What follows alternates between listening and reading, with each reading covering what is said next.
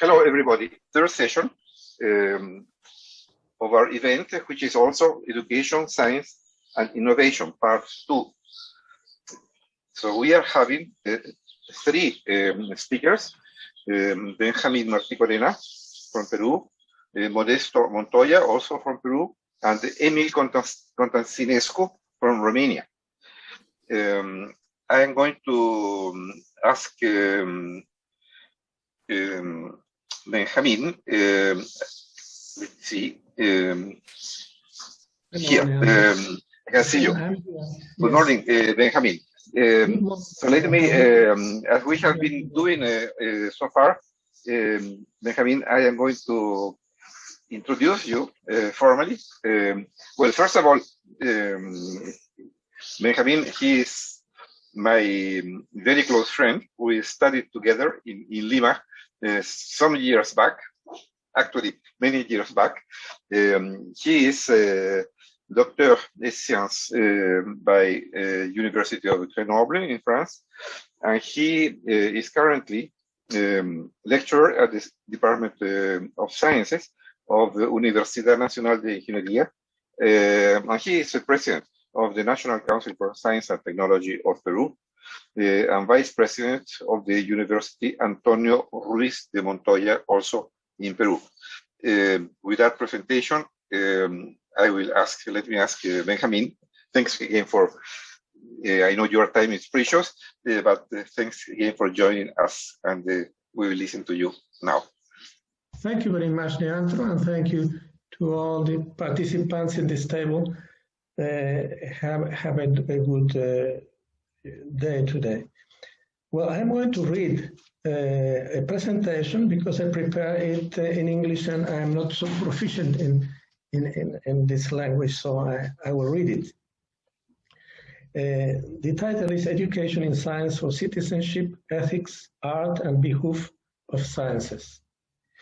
Intrinsic values of science merits distinguished oversight from school professorship and education managers, and be thoroughly embodied in the teaching methodology at the school. Basic scientific knowledge and its appropriate teaching are essential not just for youth that are to become scientists, but for everyone because they constitute a source for cultural and social enrichment and a rewarding practice and intellectual activity.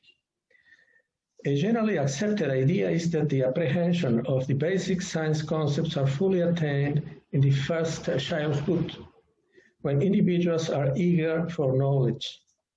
Another idea well-grounded on experience is that basic knowledge school teaching is thoroughgoing and of long-term effect in the childhood minds when it is given emphasizing the didactic process of scientific discovery.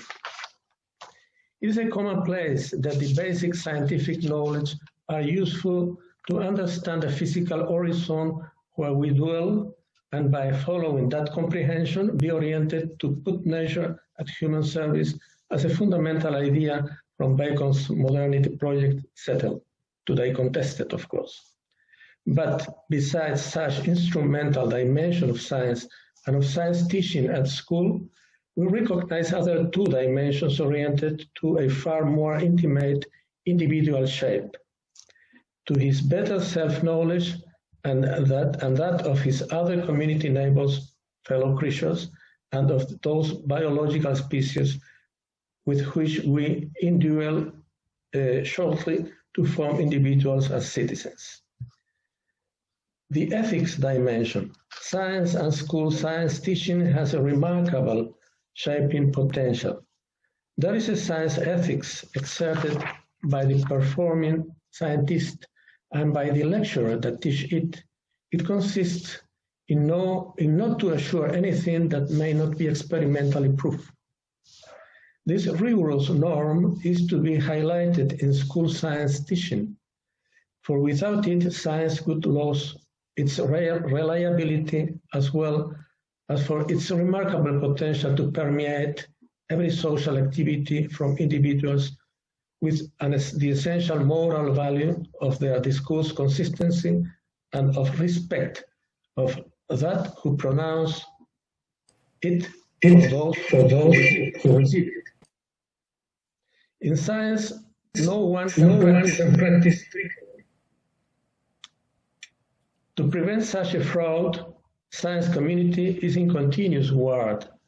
Scientific discourse withdraw rhetorics, at least that against which Socrates' tenacious logic is addressed. Borgias. Other aspect of science ethics, although not as strong as the one commented, is that of nature laws and inviolableness, in opposite side of social laws that are seldom transgressed, especially in today's very common crisis social scenarios. The Nobel Prize physicist David Letterman award of ethical attributes of science applied them to science teaching in some very violent youth gangs in some Chicago's district schools. That experience was so remarkably successful in decreasing young students' violence that it was followed by similar experience by other Nobel laureate, the French physicist Georges Charpak and his colleagues, who imitated that of Letterman's and created the French program named La Main à la Pâte, which is a metaphor of the bread maker works. This program has been popularized in Spanish language as Manos a la Obra and gained a certain development in Colombia. Moreover, it inspired the creation of a European science teaching program named Pollen for school science teaching in Europe Union countries. Art and science. The other dimensions of science with a deep formative potential is aesthetics, rationality with which science explains physical reality, powerful attracts childhood attention for the eloquence, simplicity, and admirable imagination of the models she uses. Astronomy is the queen science for those formative virtues. Nobody resists to go through his door. Art and science interpret nature. Science studies it, and art imitates it. Science do its appealing more to rationality, and art more to emotivity. But neither art springs exclusively from this, nor science do it uniquely by means of formalism and logic. And not only because art employs techniques and methods, and that its realization depends on materials with physical attributes, and the science procures constantly elegant and symmetric formulas to explain the world around. What is common to both art and science is inspiration. A mathematical discovery laboriously searched may spur in his discoverer a fascination as intense as that of a musician or a sculptor, or of the spectator, of course, faced to the accomplished creation. Among thousands that may be cited, one example is that of the nocturne ride in boat when Chandrasekhar thought briefly on what could happen to the very massive stars whose destiny was to become black holes once they had consumed the threshold portion of its energy. And then it took to him a time much bigger to determine the minimal mass that stars should have for that her gravity superseded the repulsive plasma forces and triggered the metamorphosis. Maybe one day science will discover what brain peripecia, which specific synaptic connections are behind the creative instance. As joyful experiences, creative instants are usually brief. I suppose that both art and science need humor to be accomplished with ease. The son-in-law of Karl Marx considered that a sense of humor was needed to understand his illustrious father-in-law method. It seems to me that the same flexibility rule is applicable for Descartes method users or for the inductive method of ancient Euphrates priests or any other method to find himself from frequently in the antechamber of the inspiration state. creative doesn't manifest to rigid spirits. No one has ever seen galaxies directly, not even employing the most powerful telescopes. The dazzling photographs in astronomical encyclopedia are achieved by accumulation of tiny radiation originated in those objects attaining detectors after continuous exposition of several hours or days. And the registers are done with telescopes lying in orbits around the Earth. Resultant patterns, those photographs that no one can see at naked eye, are as magnificent as the best art productions. That art imitates nature may also be observed at the old Egyptian priest residences that, simulating the cultivated lands in Nilo's river valley, built their mansions' floors with square paving tiles, alternating their colors as in a chessboard. It appears mostly a legend that Thales of Mileto, observing the column's projection over the floor in full moon nights, discovered the proportionality law among any two coplanar right lines crossed by other three right lines parallel among one to another in the same plane and in this, as the first two lines, from nature altered by mankind, the cultivated camps, and from there to Egyptian architecture, and finally to scientific imagination happened a direct and virtuous sequence.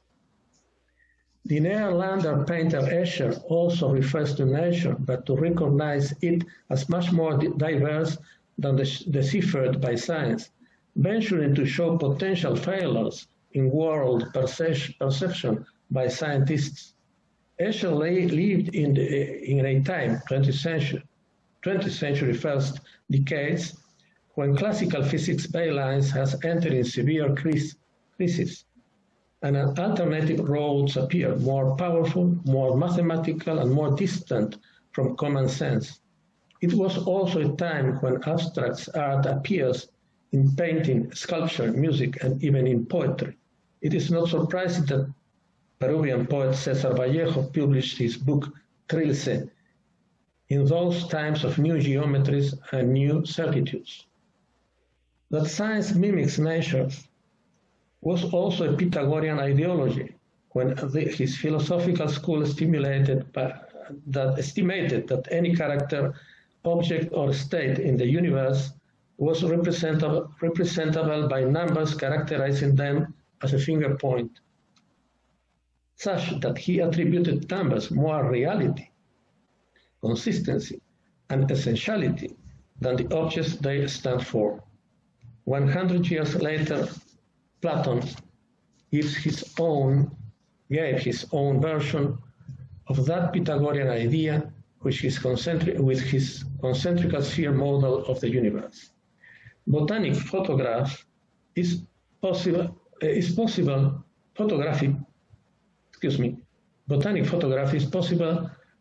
The art most successfully in bridging art and science, and more recently, the photography of animal species in submarine abyssal deepness, in imaginated forms and attributes. In an essay written in 1921, the Spanish Ortega y Gasset considered that there are among the new emotions stirred up by cinema art, one that condenses in short time all the germinal process of a plant, bridging our vision with the slow growth of the plant and achieving before our eyes the continuity of a gesture. Although fiction was not appreciated by Socrates, poetry had explicit links to nature in Heraclid poems and later in Hellenic Rome, in those of Lucrece.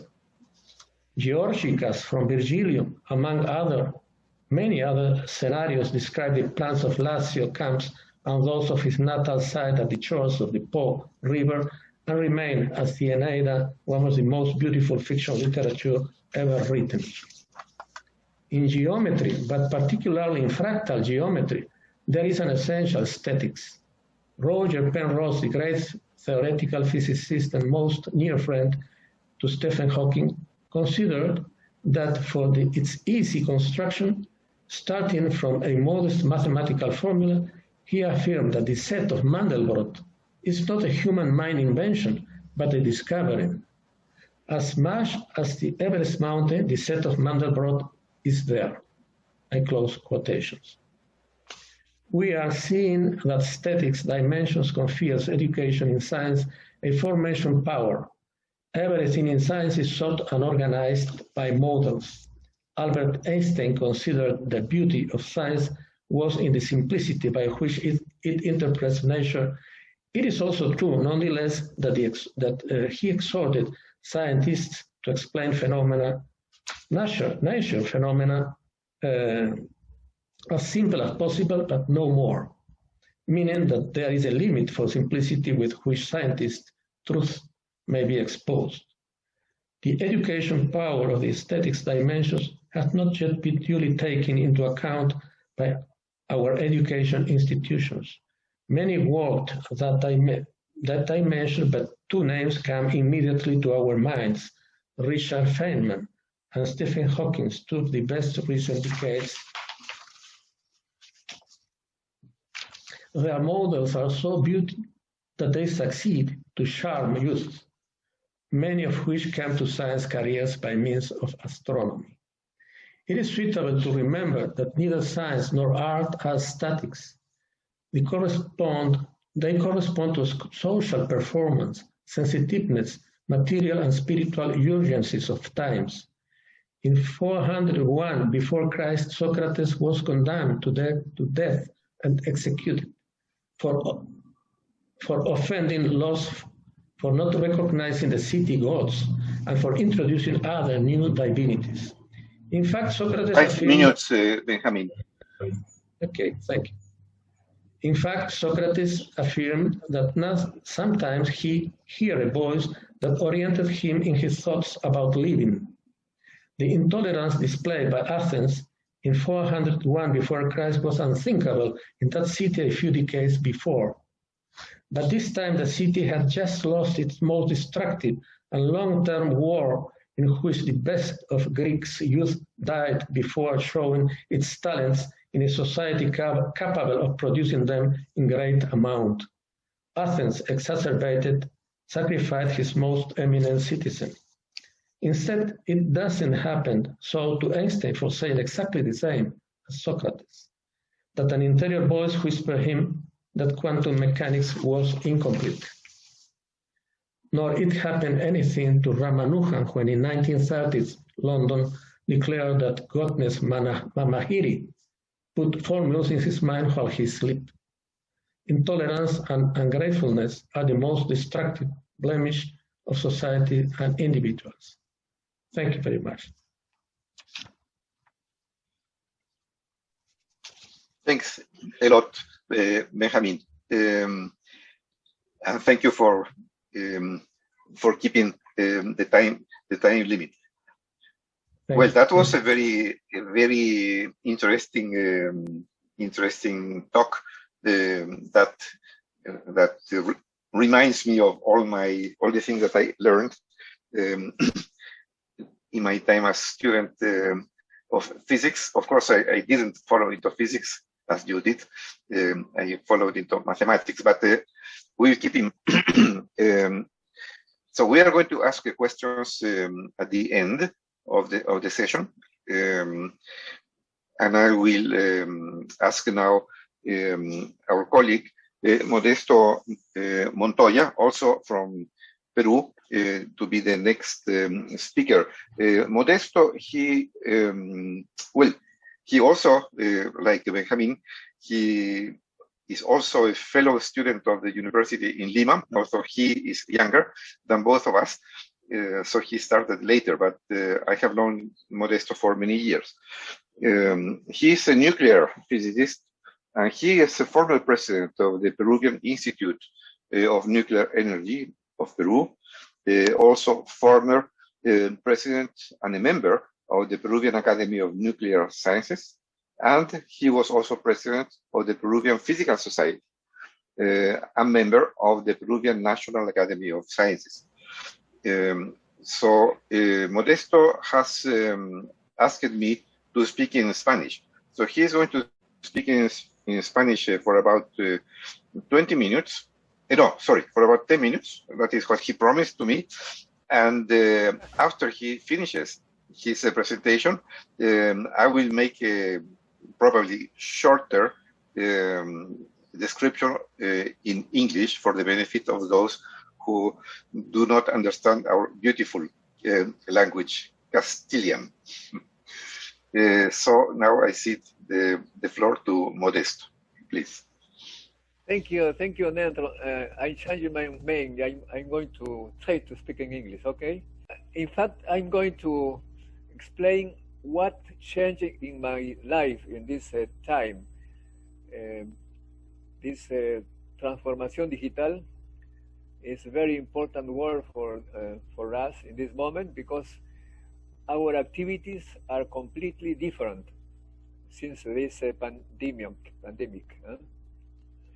In 1984, we returned to Peru after our studies in France, and at that moment, science was completely neglected in Peru, and nuclear scientists, decided to take the institute, the laboratories, and to strike, to show the press that we are not going so well in research. Yeah, in this you can read here, we have uranium, but we're not exploiting. We need science, we need research.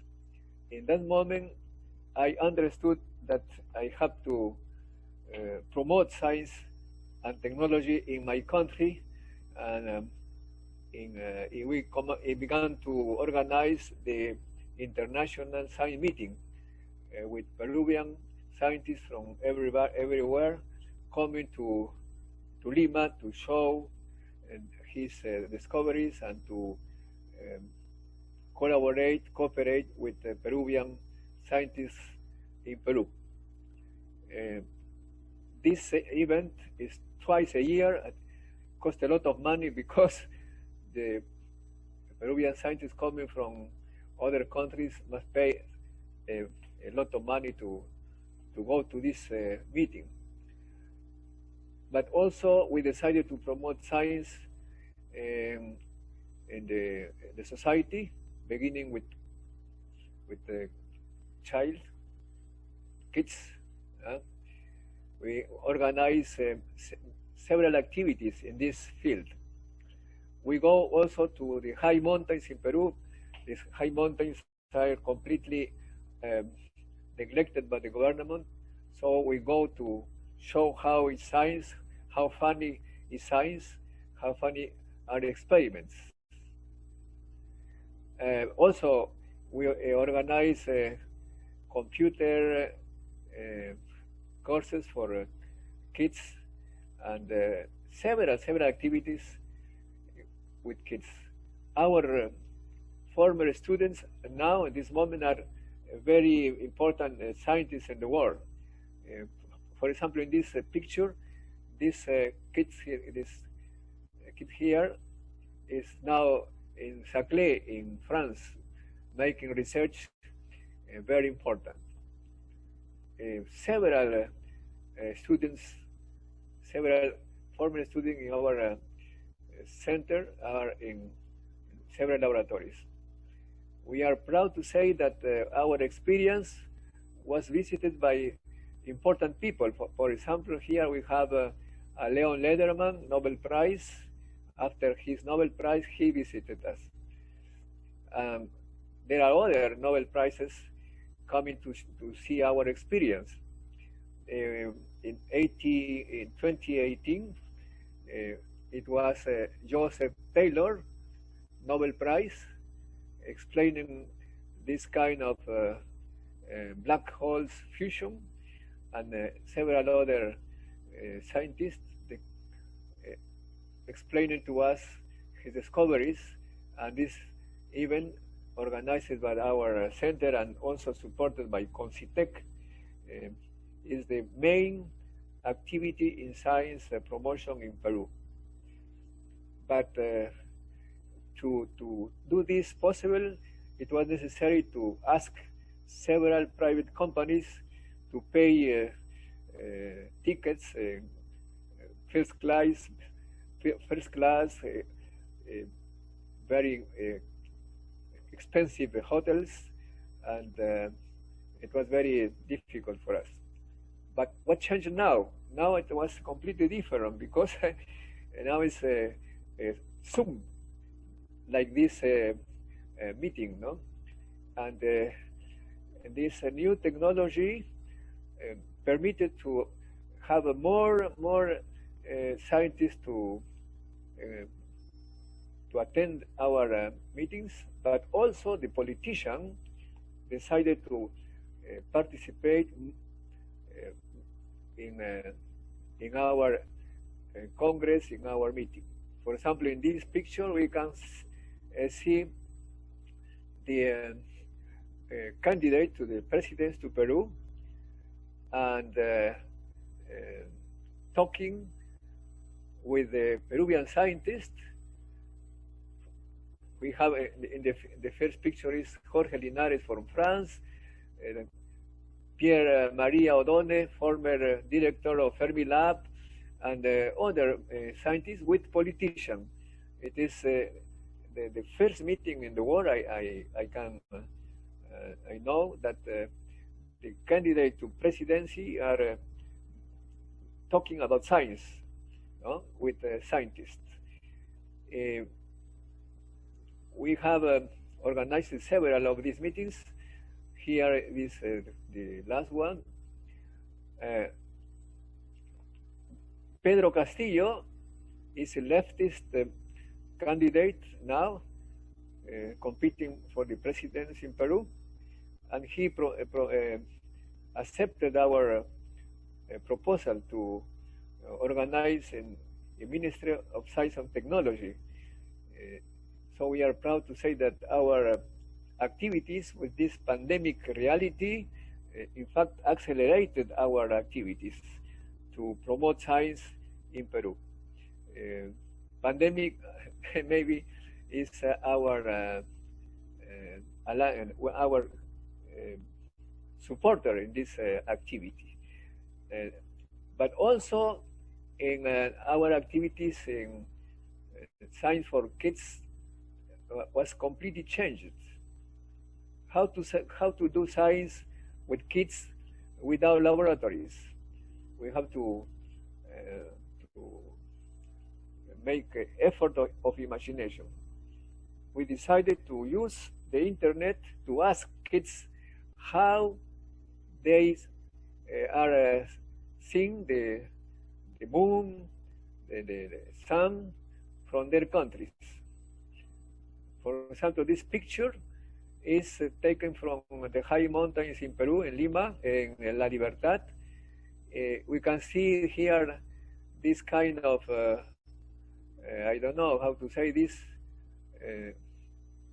the angle of the moon here is approximately 30 degrees relative to the horizontal, and the kids from France, they saw in different angle.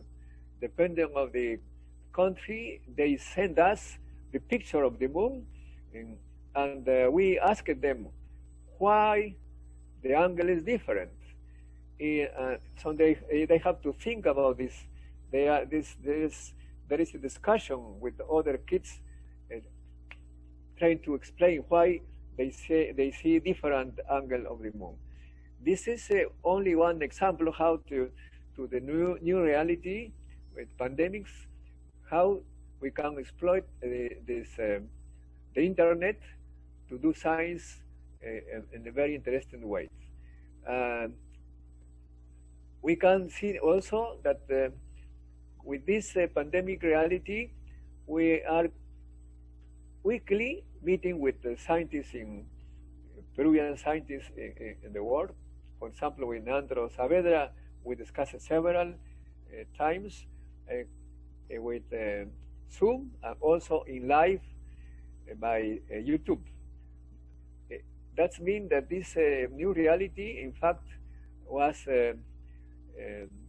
for us a positive thing, because all our activities are accelerated. No? Also, our activity at the university are completely changed. We have to do different lectures, different ways to discuss with the students and to do research using the data in the internet. We interpret the data. No, we have not laboratories and activities, but we have a lot of data to understand, to do science, to do discoveries. This is all I can say for the moment. We are very happy to say that we are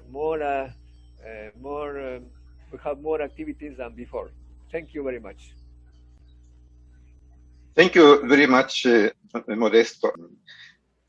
I am certain there will be many questions about all this very inspiring experience that you have.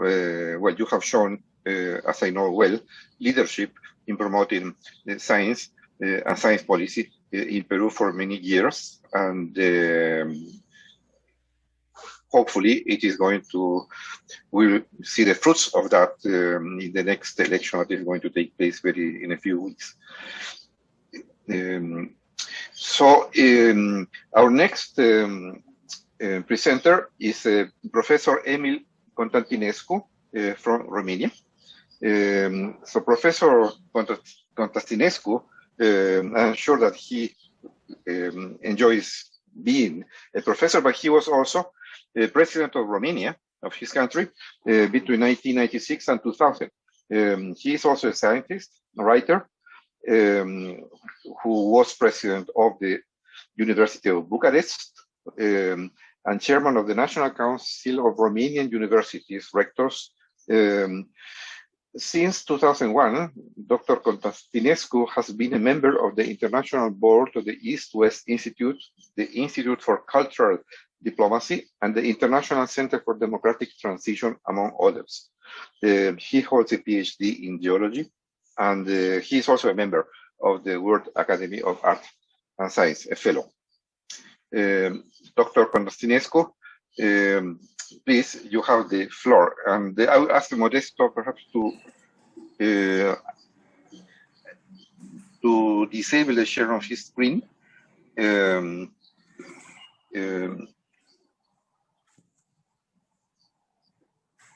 Dr. Constantinescu, please. Good day. Thank you, Professor Neantro Saavedra-Rivano, for the kind introduction. I'm glad to be able to meet again Heitor and Saulo, my good colleagues at the World Academy of Art of Science, and to greet today, even if from afar, via Zoom, the distinguished representative of the academic milieu of Latin America. I'm very attached to this milieu ever since 3 decades ago, when I participated in the Conference of Rectors of Latin America, which took place in Buenos Aires and Rio de Janeiro. My intervention will be focused on the role of higher education in a post-pandemic society. We have all been invited today to discuss perspectives on the post-pandemic world, and more precisely, post-pandemic perspective in the field of education, research, and innovation. I have spent all my adult life in the academic milieu, and I believe that one of the solutions for the comeback to some form of normalcy resides in the hands of education. Thus, the university will play a central role in the reconstruction of the post-pandemic society. Even before the appearance of this virus, the university as an educational entity was confronted with several structural problems, including contestation from its very members. Democracy has generated today policies that have led to an unprecedented expansion of education as a system, and also to anarchical protest against the expanding system.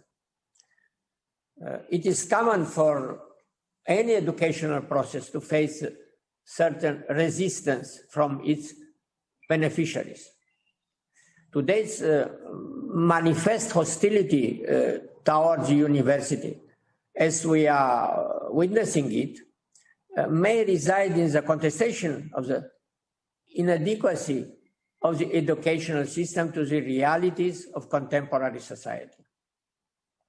This is all the more evident today when education was moved online to be able to preserve physical distance and to protect those involved directly in the educational process, students and professors, but also their families. When faced with such crisis, we must reinvent the school so that it will know how to preserve itself and use its passionate interest for exploration of new knowledge. It must be a school that transforms every child's passion for stories into an ability to use adequate words.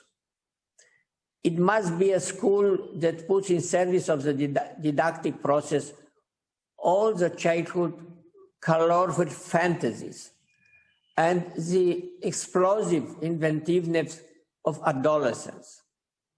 Briefly, it is about a school that focuses on the joy of learning.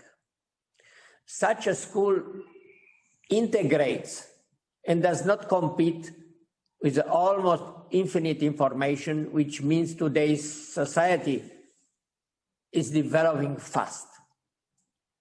We will have to reinvent the school so that it will not exclude, but include.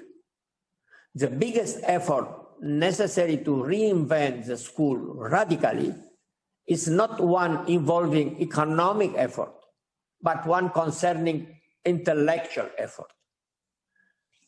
In a no global vision, which can create sparks when we address political, social, economic issues, should the university be left apart? It plays an essential role in shaping the future we aspire for, a future which cannot be separated from education and knowledge. A modern university has the merit of taking the confrontation of opinions and the freedom of speech outside its walls, of making them enter the human consciousness and behavior. It has the merit of proposing a certain way of treating human relationship to the society, but also of approaching knowledge. Knowledge is a unique resource, never exhausted, but on the contrary, increased both by use and by sharing. I have supported the idea of looking at modern knowledge as a territory of synergies where each domain of research functions as a broad culture, a nourishing medium for the other domains of knowledge, a history for the science of the earth, as well as geology for history, a classic for physics, and ethics for biology and vice versa. Knowledge should never be reduced to technologies, research, and development. It includes fundamental sciences, humanities, social sciences, and education, all forming the culture of knowledge. Modern knowledge cannot and should not be reduced to a technical compilation and use of information. Bare information opens a way to massification, whereas knowledge stimulates the harmonious development of responsible individualities.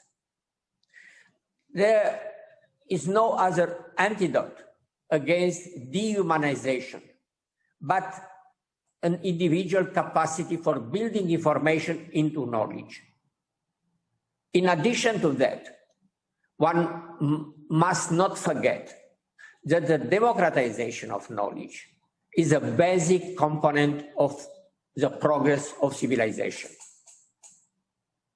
Education cost. There is no doubt the most profitable investment is one made in the educational system, but under an essential condition that financing should not just increase, but should also be correctly used, not to restrain the democratic basis of academic institutions and communities, nor their contribution to the democratic development of society. It is concerning a great part of the humanistic sciences, particularly those situated beyond the acute up-to-date characteristic, to which are often subjected projections regarding the educational system and research, which are less and less supported in the study and financing programs. The history of civilization, the languages of the old documents, the rarer languages, and the history of philosophy may become in today's society more and more enlarged knowledge spaces.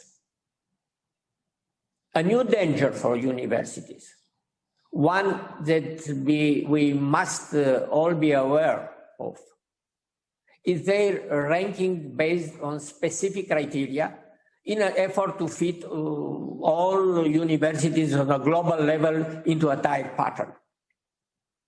These rankings by the American or European evaluate university in 5 different fields: reputation and research, quality of teaching and learning, international orientation, the success of knowledge transfer, for example, partnership with enterprises, and contribution to regional development.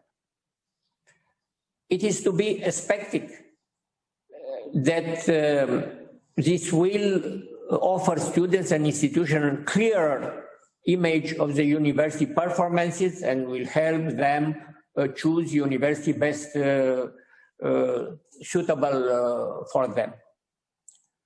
However, when speaking about universities, ignoring traditions, experience, as well as the relationship with national environment could lead to more serious consequences, as this approach affects not only diversity, but creativity in the end.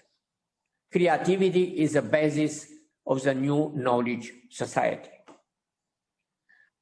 All the more and true university is a pillar of democratic society, so long as reason, pluralism, and tolerance are values underlying its intellectual approach. It is a certain fact that states' success in the global competition will not be primarily determined by the intensive use of natural resources, but by the level of well-educated human resources. Thank you.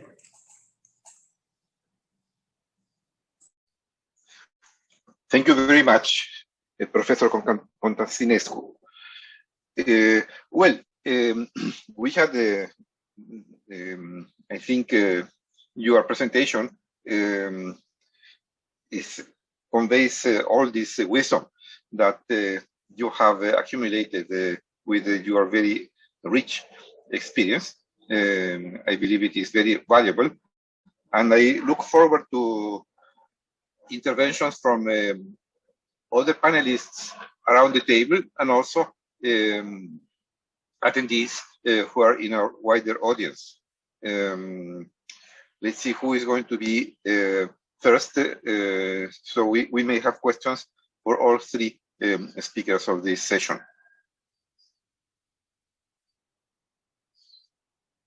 Let's see, I don't see any raised hands.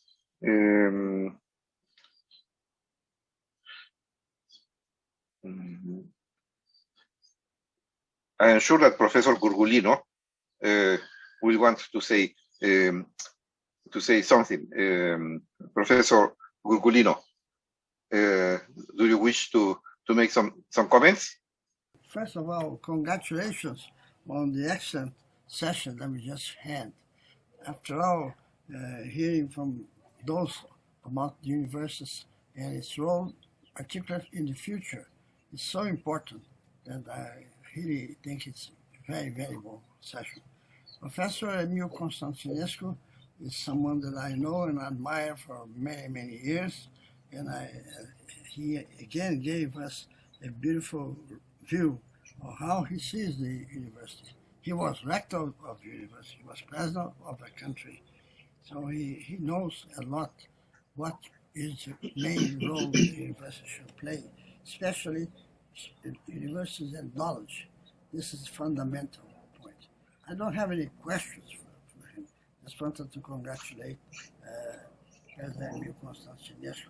And frankly speaking, he can help us in Latin America because he's speaking from Romania in Europe. But we are in Latin America and universities here. Some universities came already many years ago from Europe, but many universities, like in my country, only came in the last century, practically, because we did not have universities before. We were a colony from Portugal, and Portugal had no interest in establishing universities in Brazil. But I think so it's very important that the main points that he mentioned, and I think it was a wonderful contribution. Thank you very much. I will, Professor Gary Jacobs has now the floor. And thanks to the three speakers for three fascinating presentations. I have two questions. The first for Professor Castillo. Your statements on the complementarity and relationship between art and science were really both inspiring and very insightful. And I'm wondering, it's a subject of very great interest to the World Academy in trying to bring an integrated perspective to knowledge that accepts both the objective view of science and this more subjective view of art to really solve problems in the real world and to understand knowledge in a wider perspective. So I would be very interested if you could share insights on how this view that you presented can actually be more effectively integrated into the educational system. And before I passed it on to you, I'd just like to also ask a question to my good friend, Professor Emil Constantinescu, for his also very interesting presentation. And my question, he's spoken very eloquently about the importance of the university. I would wonder, because you have a very important project at the Institute on the post-pandemic world. And I'm wondering if you could share some insights with us about what changes you see are possible or needed in the educational system that may be possible now under the pressure of the pandemic that might help us to move forward in our educational system and acquire more of the qualities that you have been speaking of, and enable us to break through some of the conservatism or the resistance that's been there for changes in the system up until now. So 2 questions to 2 speakers. Perhaps Professor Castillo, you could start.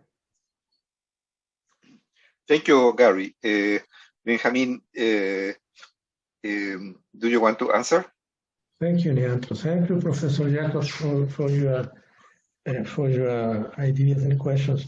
Well, I try to set the idea that professorship at schools should be prepared for these perceptions, for these education changes needed to affirm, to highlight the ethics of science and also the beauty of science. So it's very, very important that professorship should be prepared for that. That was the idea of David Letterman in Chicago. And that was also the idea of Georges Charpak and Pierre Lénard, who follow that same experience, but in France.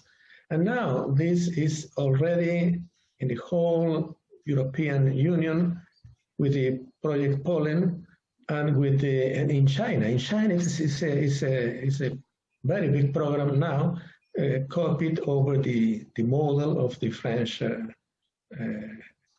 La Main à la Pâte project. No? So I would say that the main is to emphasize the deductive process of this discovery, to emphasize that, and the methodic, the way that one cannot skip some phases of things. One cannot be only intuitive, but one has to be rational, very rational. No?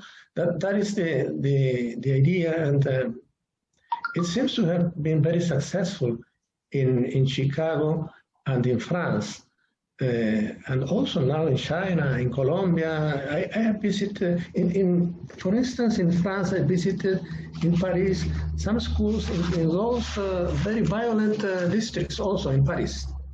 And I remember that experience, very directly seen experience by a child of about 3 or 4 years old, just that. So we have to start research ideas, research process, research methods from the very beginning of life. So we have to do that. We have to introduce that the deductive method, experimental method is very important, but it's not the only way to arrive to truth, of course. No? There is also emotion, and we need that. Human beings need emotions as well as rationality. So this is a very good compromise between both categories of conduct. So I think that this is a challenge for the formation for the training of professorship in schools from the very beginning, from the very early ages of childhood. I would say that. Thank you, Professor Jasper. Thank you. Let's see. Gary, you had 2 questions. Second one was for Emil Constantinescu. Yes. Sorry to have missed that part. Emil, if I may call you, would you please answer? Thank you. First of all, thank you, Heitor, for the kind words, and I'm glad that you agree with me, as it is fundamental to focus on the university as a central core of any type of societal reform. Also, thank you, Gary, for the question. Indeed, the Institute for Advanced Study in Levant Culture and Civilization has been working in the past year on a project dedicated to the world post-COVID-19 pandemic, focusing on building a humanist vision for a sustainable development of the world, engaging responsibility of the academic milieu. One of the fields that we approach was educational one, which has been gravely affected by the pandemic. However, any crisis entails in itself an opportunity. And for the educational crisis generated by the COVID-19, I would like to bring to your attention the solution of the double and triple propeller of education promoted by the Academy, by the World Academy of Art of Science. In a report to the Club of Rome, published in 2003, the well-known Triestine economist and thinker Orio Giarini launched, together with the Romanian academician Mircea Malița, professor of mathematics at the University of Bucharest, the concept of double propeller of education and work, in which they were stressing the unity and relationship between education and work. This double propeller of education and work can be functional only if it follows two principles: a multidisciplinary profile and lifelong education. The professor should become more than prestigious entities of the research world that teach courses and give grades. They would rather be tutors and models, reviving the old European tradition of schools' founding fathers. The fight for talent recruitment becomes global. As a consequence, managing talents become more of an art than a profession. In 2013, Ivo Slaus, former president of the World Academy of Art of Science, was rightly reminding us about the social dimension of humanity and said that in addition to learning and working, which can be individual activities, it is necessary to extend this double helix, adding realization of human rights and duties, governance of human society, which would condense into triple helix of education, employment, and governance. The Institute for Advanced Study in Levant Culture and Civilization launched the University Beyond the Walls, Inside of Outside project, which reunites representatives of the academia, local administration, and the economic environment. The project is currently implemented on site in the Hațeg area of Romania in a partnership between our institute, the University of Bucharest, the University of Agricultural Science in Timișoara, and 28 local mayor's offices from the area. The Hațeg Geopark is an area included in the UNESCO Geopark network. The Institute is also working towards extending the Geopark network in Dobrogea province in Romania in a cooperation agreement with the Ovidius University of Constanța and the local authorities. The project has been ongoing for the past 3 years, and on-site work has been complemented by the academic part. Thus, bachelor and master students from the Ovidius University performed on-site research in the area for their bachelor dissertation papers. As you can see, the Institute for Advanced Study in Levant Culture and Civilization, a World Academy of Art of Science Center of Excellence, took on the idea of Ivo Slaus and transformed it into this University Beyond the Walls project that I presented in the Board of Trustees meeting of the Academy back in 2014. This is the solution we propose to the current crisis. Thank you. Thank you very much, Professor Constantinescu. I see that Antonio Freitas, he has raised his hand. So please, Antonio. Thank you. I have been talking with the colleagues in Brazil and abroad, and most schools are talking about hybrid education for teaching and research. in different areas like history, like physics, like engineering, even medical schools. I would like to hear from all of you about this. I just want to make another comment. My wife had an eye problem, and we're in pandemic, so we got in touch in the hospital. The hospital is in São Paulo. It's about 500 kilometers from Rio. And by chance, the doctor saw my wife, the eyes of my wife, and make a prescription, and she got well. I think it should be something minor, but everybody has mentioned that hybrid education came to stay in many fields, even some difficult fields like health science. So I would like to hear the comments of all of you. The benefits and difficulties, because there are some benefits. For instance, Professor Emil is with us now. He's very far from me. I'm in Brazil, Rio, and he is in Romania. So this is a benefit. So I would like to hear from all of you the benefits and difficulties about hybrid education. Thank you, Antonio. I think this is your question is, of course, very, very timely, and answering to it by all three panelists will give them also an opportunity to make any final comments that they may wish to, as I don't see any other questions that are that have been asked. So let's we shall proceed in that way in the same order. So first will be Benjamin Marticorena, then next Modesto Montoya, and finally Professor Constantinescu.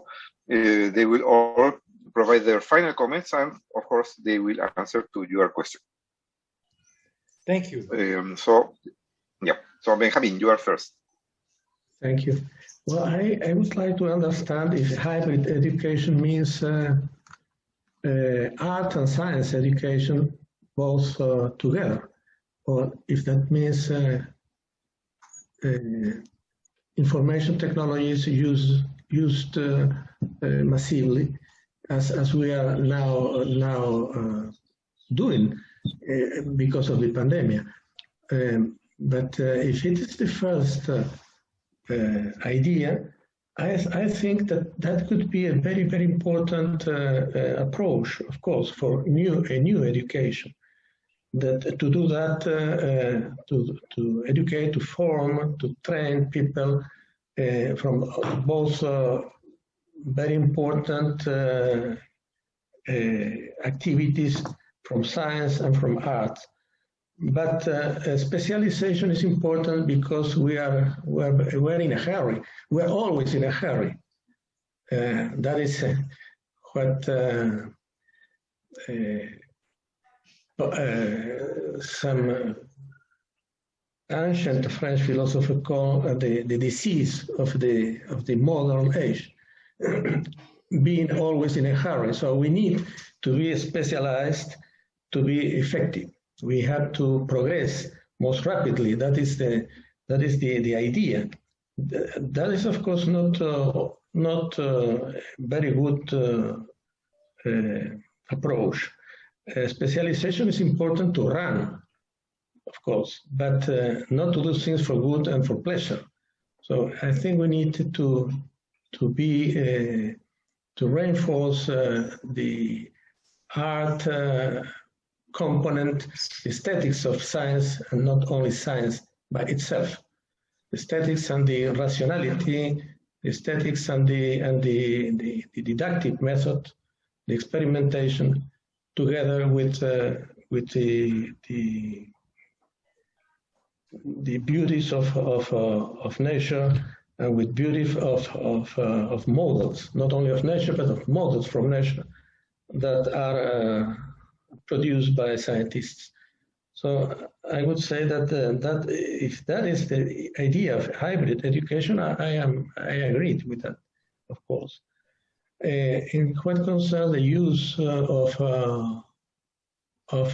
modern telecommunications technologies, of course, it is a need we cannot avoid. And I think that for a post-degree or for doctoral studies, it is okay. It goes very well. It has been forever the way we have worked in that level. But it is very difficult for young people, for childhood. Very, very difficult, in fact, because the presence of the teacher is very important. Also, the angle of vision is cut with a plane in the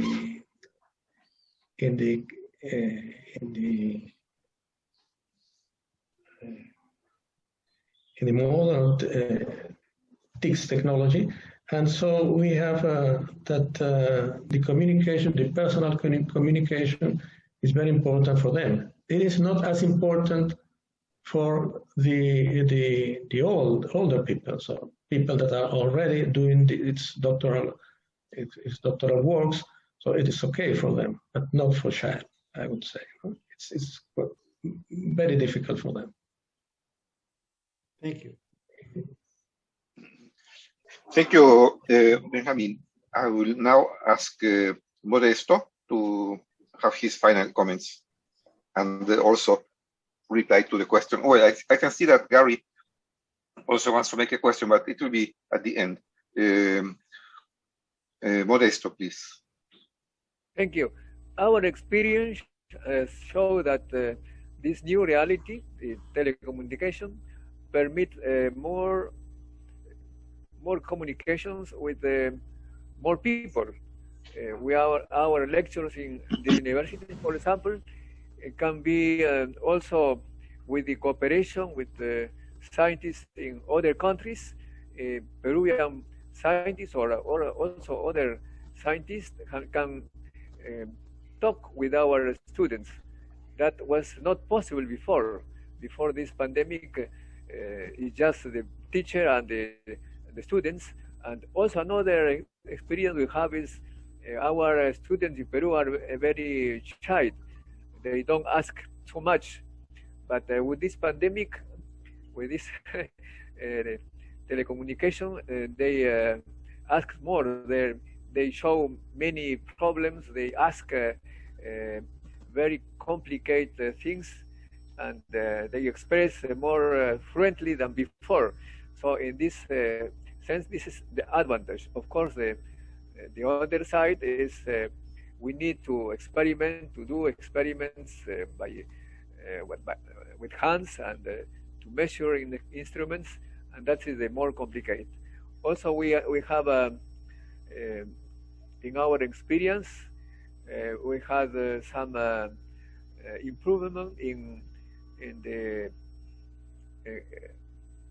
thinking, because in the present class, people are completely listening to the teacher, but with this new technology, we have the time to think and to analyze many other things much more than before. That's I can say. Also, as I show that our new reality permitted to participate the politicians. It was not possible before because the transportation is complicated. Time is important, and with the new reality, people can cooperate very easily from their homes. We don't spend fuel for cars. We don't spend time. So this reality, I think, is very important for science, for teaching and education, and also very important to say is the democracy need to communicate the people. The mass media in Peru is completely partialized. They are manipulating people with this mass media. Noam Chomsky showed it 10 strategies. But within your reality, there are several social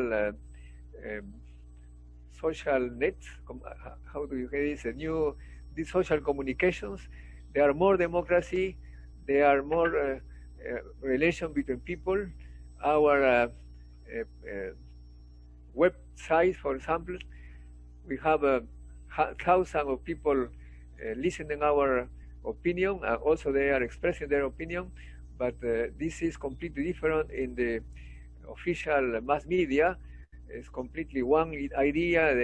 They can say everything about his opinion, but now we can participate everybody in our conversation. Thank you very much. Oh, thanks to you, Modesto. Professor Constantinescu, please. Thank you, Antonio, for raising the very tricky question of hybrid education or blended education, as I have seen it mentioned in some recent articles. For the beginning months of the pandemic, this type of education has been a solution, a temporary one.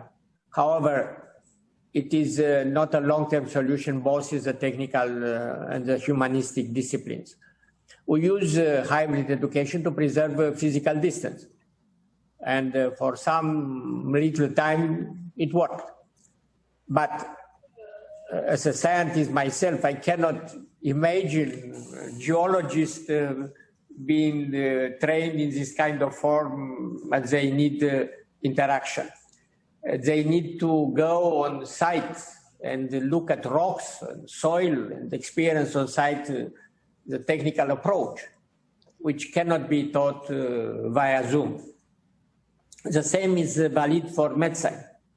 Also, the pandemic launched a telemedicine solution, which is a great asset in patient care, but not the best one. Doctors need to consult patients to be able to exact diagnosis. And the same is valid for the humanistic sciences, literature, art, languages. Students of any specialization need human contact. They learn more from human contact than from their interaction with the screen, no matter the professor featured on it. Learning is a process of emotions and interactions, and not high-definition technical device or program can replace it. This is also valid for the professors. I speak from my own experience, saying that all throughout my academic career, I have been stimulated by the interaction with my students, both in university halls, amphitheaters, and in our nature training sessions. Thus, I conclude that hybrid education is not the solution to stay, despite the ease it provides in learning. All throughout history, learning meant meeting face to face, and we must do all necessary steps to go back to it. Thank you. Thank you very much, Professor Constantinescu.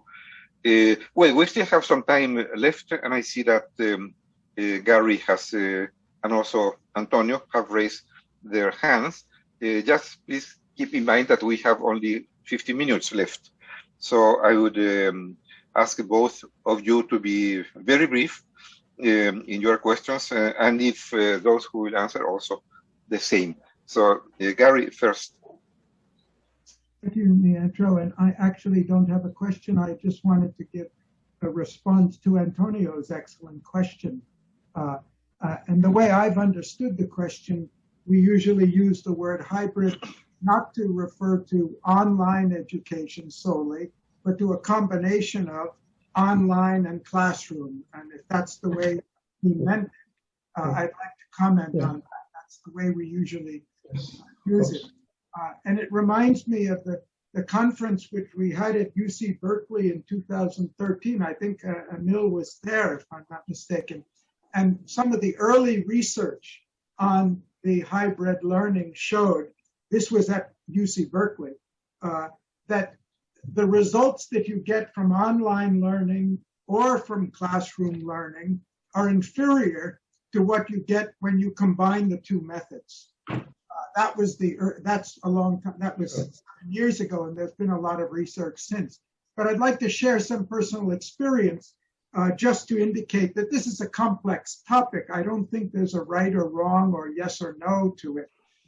We run 2 schools in South India, and it's logical to think that what we can do at the higher level, we cannot do at the lower level. But all the schools in India that could have been forced to go not to hybrid learning, but to online learning. And it's certainly challenging when you're getting with the lower class students. We're talking about teaching the students over smartphones, the teacher's using a smartphone and the child's using a smartphone. But after 1 year of intensive experience, our conclusion is the quality of education that we're able to give is actually as good and in some respects better. It certainly doesn't mean that we don't want the children to come to school. There are many things we cannot do online, as Emil was indicating. The physical contact, the human relations, the experiential learning is very important. But it has a certain pluses as well, which we weren't expecting. The relationship between the teachers and the parents has intensified remarkably. Before that, the parents never understood what the school was doing or what the problems were in teaching the children in the classroom. And the parents have become much more participative in the learning of their children and tremendously supportive of the school when they see how much effort is being taken. Now, there are a lot of cons to this. I'm giving you the pro. It does require the technology, and we're using simple technology, but the difficulty is for the teacher to learn. And whether we're talking about at the graduate level or the first grade level, it's a different type of pedagogy. And I think the real challenge is, granted the technology is available, that the teachers have to learn to use the experience differently. It doesn't work if you simply try to reproduce the classroom over the phone when the child is at home. But I think there are some real advantages to it. And I'd just like to cite one more, that if we really talk about hybrid, and there's a lot of data from Khan Academy and also that supports this, that you do part of it at home, you do part of it online, and you do part of it in the classroom, and you get very good results. But it also means for our educational institutions, which are mostly overcrowded and understaffed all over the world, it also means the possibility that we can educate more students in the classroom because some of the education is taking place outside the classroom. And if you look at the data, whether it's for the grammar school or the high school or the higher education, our facilities all over the world are in great short supply, and the cost of our education is very high. And so the hybrid method enables us to do one other thing. It enables us to tap other educational resources who are not in the formal system now. It could be retired teachers, it could be people from other occupations who have expertise and experience that's relevant. They can't dedicate their whole life to teaching, but they could do some teaching in a hybrid method. So I'm only urging that we have a very open-ended view of this and look at the pros and cons and find the best combination of the classroom and the online and the home-based, because both of them have great advantages if we want to address the severe shortage of quality teachers. In India, it's terribly. We have 40% vacancies in our government universities here, and the need to expand our system to include everyone. Thank you. Thank you, Gary. Very, very interesting, all that you have said. Well, it looks like Antonio is going to have the last word. Yeah, I think I'm almost repeating Gary Jacobs. But the idea is that we have a class, let's say 50 students. Monday, 25 have our face-to-face class. And the other half, they are at home. So Monday, face-to-face, they have the benefits to interact with the students and to the professor. The other half is at home. They have the benefits of using technology. That is something that is we cannot escape. This is a reality. Also, they interact with the parents, but they are in the same class because it's synchronous. It's synchronous. The teacher is talking to everybody, so someone at home can make a question, ask someone that's face to face, and this real is a real benefit.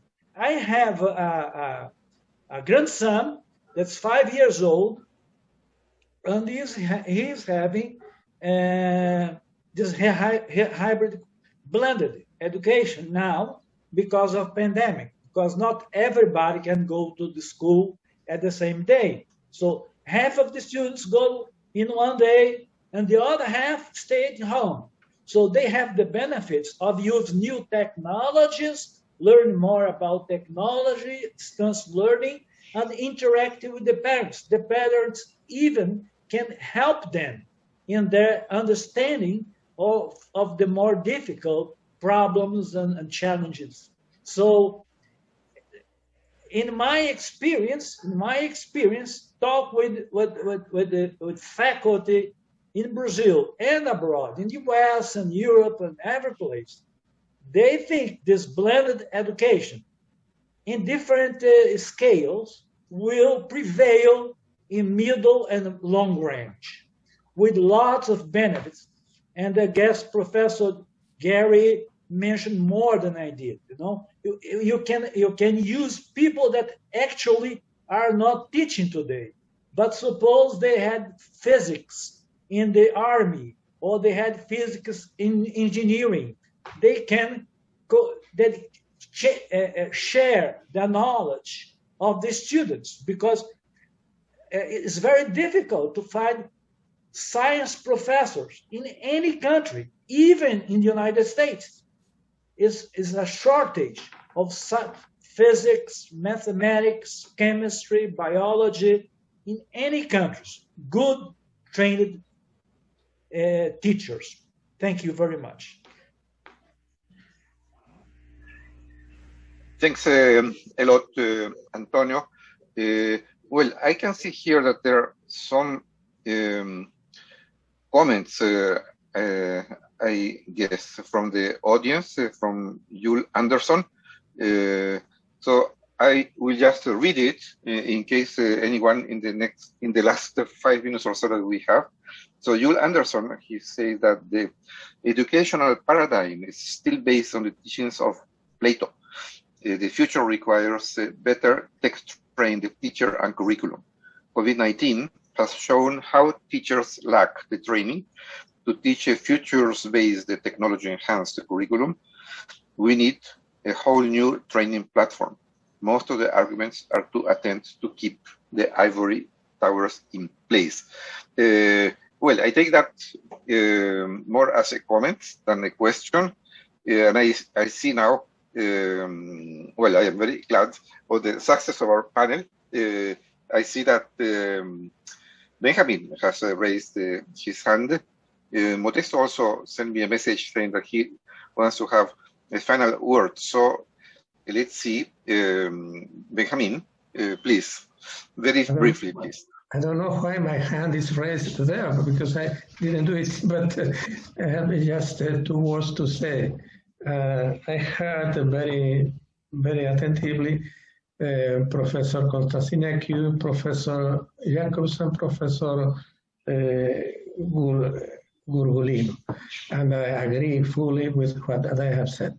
So that is even a very good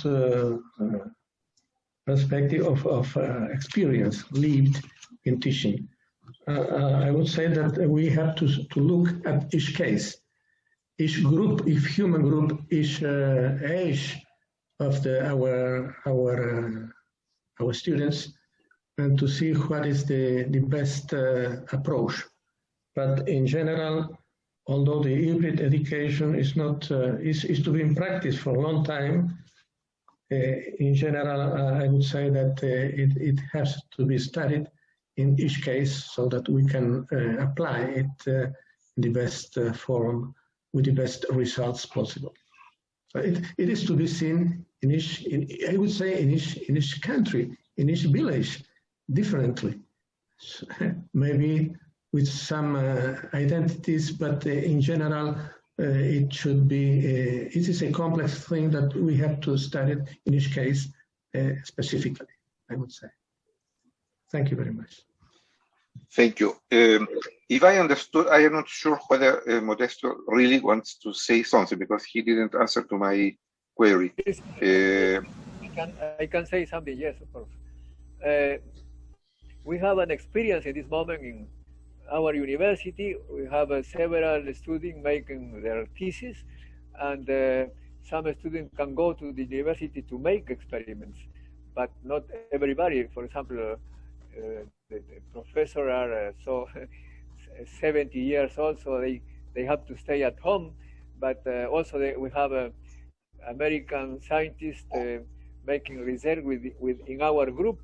So students go to make experiments, and the professors and students they meet by this Zoom, and we make several work meetings.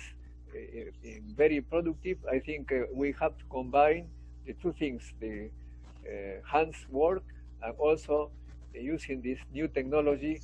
It's very important for the teamwork. Thank you. Thank you, Modesto. Well, we still have 2 minutes left, but I think that, well, for sure, the issues here, in particular, the discussion about hybrid education, which I believe does not yet exist. Yes, it is something that we need to think about for the future. So this discussion must continue, and we will find ways to continue it.